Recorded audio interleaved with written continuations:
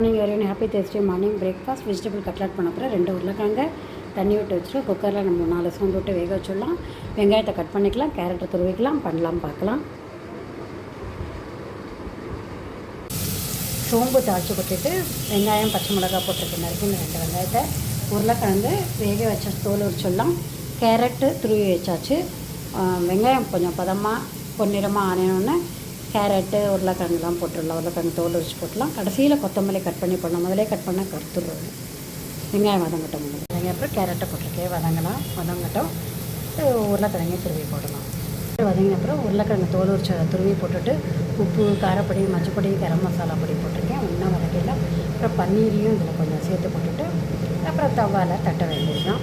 Cutlet ready ஆகிடும். கொத்தமல்லி போட்டுட்டு இதெல்லாம் ஒன்றா சேர்த்து வதக்கிட்டோன்னா சூப்பரான பிரேக்ஃபாஸ்ட்டுக்கு ரெடி ஆகிடும். இதை தட்டிட்டு தவாவில் வேக வச்சிடலாம் ஒரு வாட்டி. அது ரெடி ஆகிடும் கட்லெட்.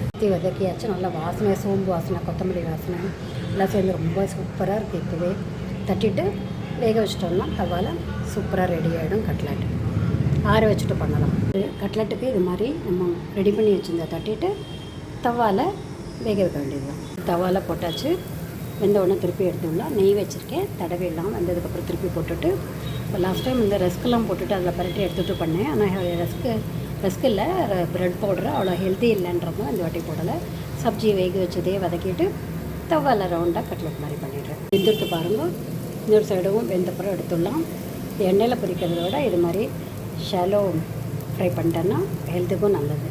நேரமாக வெந்துட்டு எடுத்துடலாம். இப்போ பன்னீர் கட்லெட் தொட்டுக்கிறதுக்கு ஒரு தக்காளி, புதினா, கொத்தமல்லி, ஒரு பச்சை மிளகாய், இதெல்லாம் உப்பு போட்டிருக்கேன்.